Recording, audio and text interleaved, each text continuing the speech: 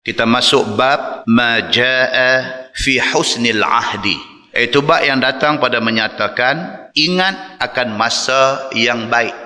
Islam menganjurkan suruh kita ni recall, maksudnya panggil balik kenangan-kenangan lama yang baik-baik. Dia suruh kita ingat balik. Islam suruh kita ni jadikan benda-benda yang memorable, benda-benda yang berupa kenangan baik, benda-benda yang berupa sweet memories. Islam suruh kita ingat balik benda tu. Suruh ingat benda-benda baik yang pernah kita lalui. Itu perintah agama. Itu suruh Nabi SAW. Ketahuilah saudaraku, harus seseorang itu ingat akan masa baik daripada mana-mana masa yang telah lalu. Seperti satu orang ingat akan masa pergaulannya dengan isterinya yang telah kembali ke rahmatullah. Misalnya, isteri kita dah meninggal. Cari balik mana-mana kenangan manis kita dengan dia. Zaman awal-awal menikah macam mana, zaman susah tu. Baru kerja, gaji RM1,060. Zaman tu keluar universiti kerja gaji RM1,060. 1060. Budak-budak lah keluar kerja, dengar-dengar gaji dahsyat. Tapi jumlah atas kertas nampak besar. Pergi supermarket beli, balik troli kosong. Dulu nampak amount, jumlah atas kertas nampak macam kecil, tapi nilainya besar. Ekonomi hari ini tidak dilihat pada angka sahaja, tapi dilihat pada kuasa membeli yang ada pada angka itu. Duk Kuala Lumpur takat-takat gaji RM5,000 sakit. Duk Kuala Lumpur gaji RM5,000 sakit. Gaji RM5,000 kalau duduk di Jetera ni boleh buat kereta derah lah. Beza dia lagu tu. Tempat juga menentukan nilai duit kita kecil ataupun besar.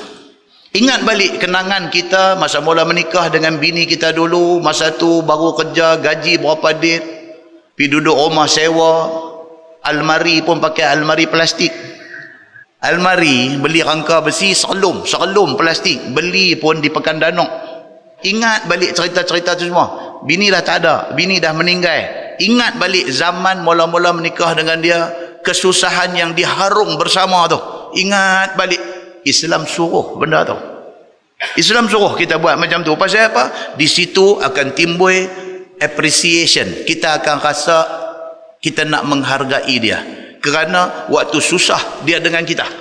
Muslimin dan muslimat yang dirahmati Allah sekalian. Ataupun masa dia di dalam pelihara dua ibu bapaknya. Ataupun ingat balik zaman childhood. Orang putih kata zaman kita budak-budak. Mak dengan ayah kita dulu ni. Ayah kita bukan orang senang. Mak kita housewife.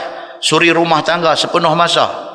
Kalau kena hari makan lauk sotong rebus. Hari itu cukup istimewa.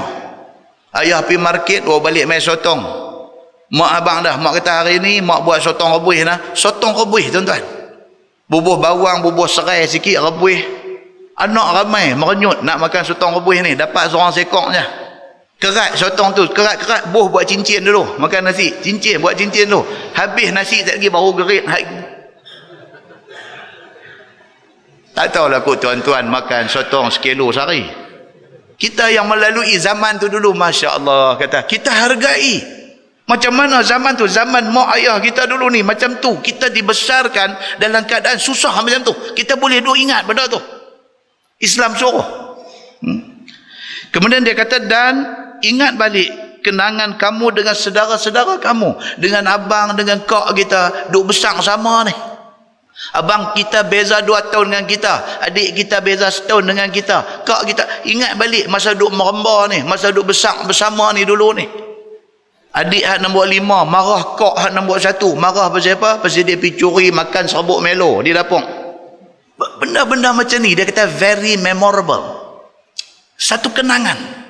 Nak dapat Melo bukan senang. Tak hayah dapat duit lebih apa. Hari tu beli Melo balik. Biji mata duk tengok tin Melo ni. Kacau.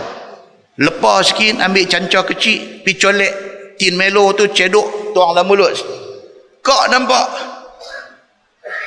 Kak ligan kita lari. Report pula kat mak. Kita kena marah dan sebagainya. Satu hari geram sangat. Bawa cangkui ligan kak ni.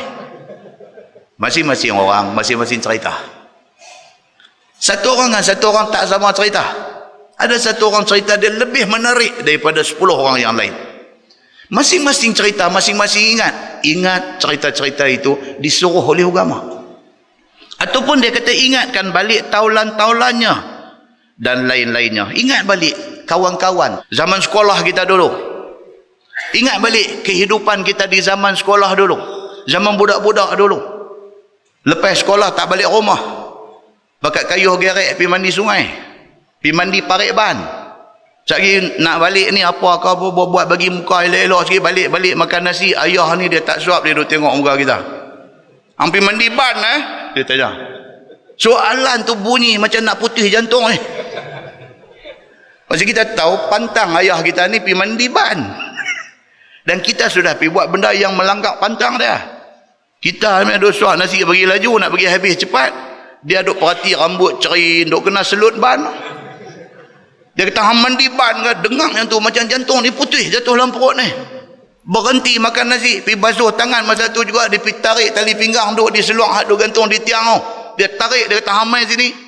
Kita ni duk makan nasi ni, hang mai sini. Dengan tangan tak basuh, pipi dia bagi 5 dah hati belakang tali pinggang. Hang ni nak suruh siapa? Abang kat hang baru hang nak faham. Weh, ayah dulu. Kan jangan buat pasal. Tu di antara sebab pasal apa kita jadi manusia hari ini. Muslimin dan muslimat yang dirahmati Allah sekalian. Ingat balik cerita zaman tu. Benda-benda ni disuruh oleh agama. Bukan suruh ingat sahaja. Ingat dan mengambil iktibar daripada ingatan itu. Ingat zaman kita duk membesar dengan abang, dengan kak, dengan adik ni duk ingat balik. Apa pasal lah yang hari ni aku nak jadi masa muka berkelahi dengan kak aku, berkelahi dengan abang aku. Duk besar sekali dulu ni. Makan sotong pakat buat cincin semua orang sekali. Pasal apa yang hari ni nak jadi masa muka dengan dia? Maka barang yang diingatkan oleh sama-sama itu baik, dia kata. Ingat balik benda-benda yang baik ini, ingat benda yang baik itu baik.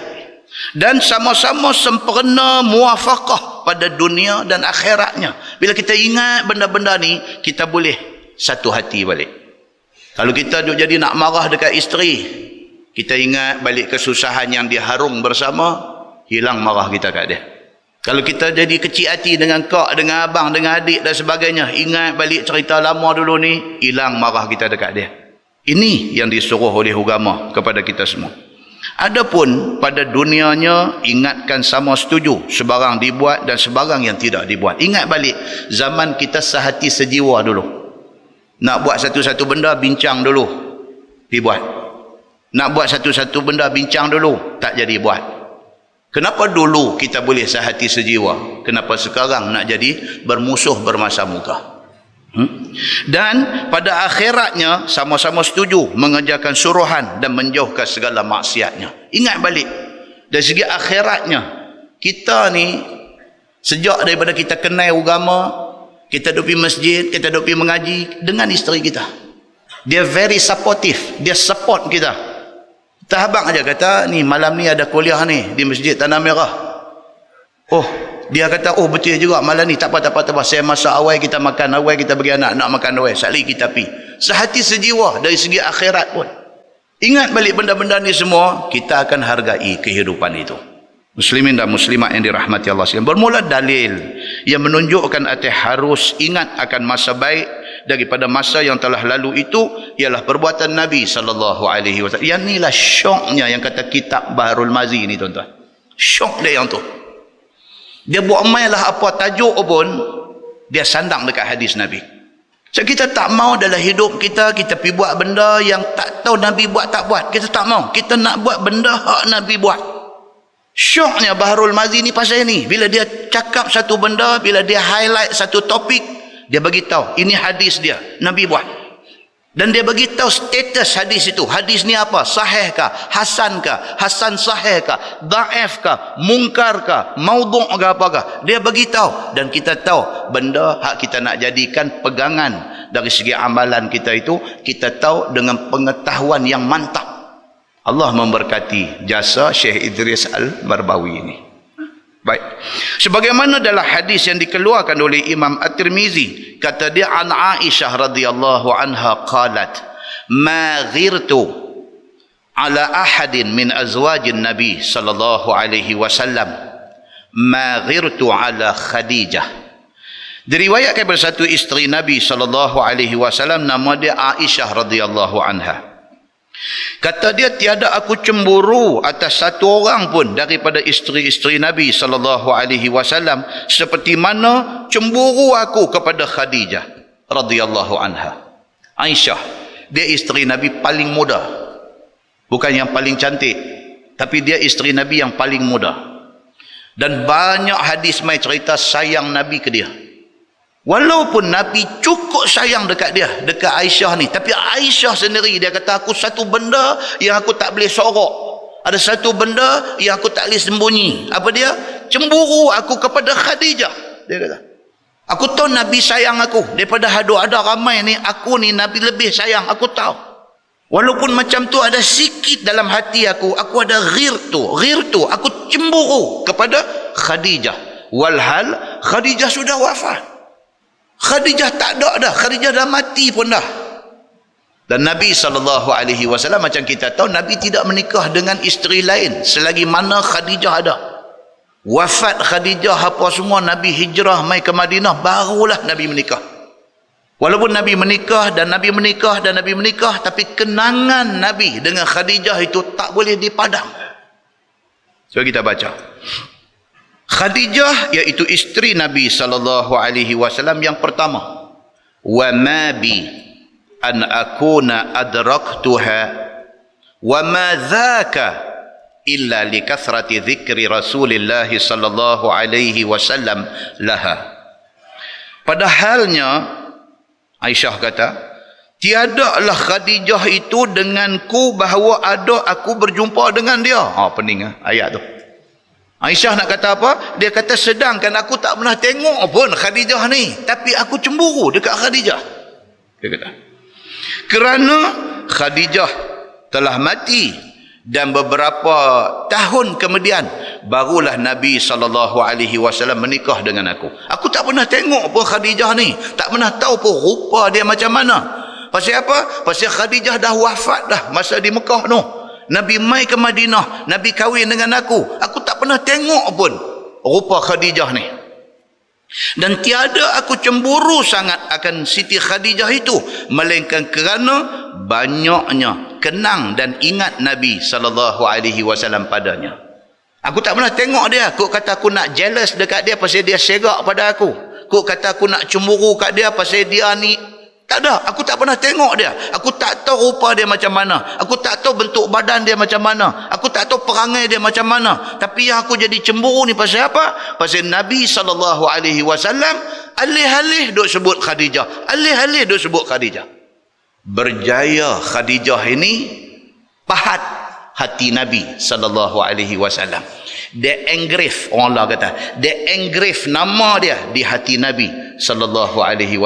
Sampai bila-bila pun lagi ada hayat Nabi, Khadijah ada di hati Nabi SAW. Tentang kita ni, kita nak bagi orang ingat kita macam tu lah. Kita nak bagi orang ingat kita ni pasal kebaikan kita, orang ingat kita. Pasal ada satu benda ikhlas yang kita buat, orang ingat kita.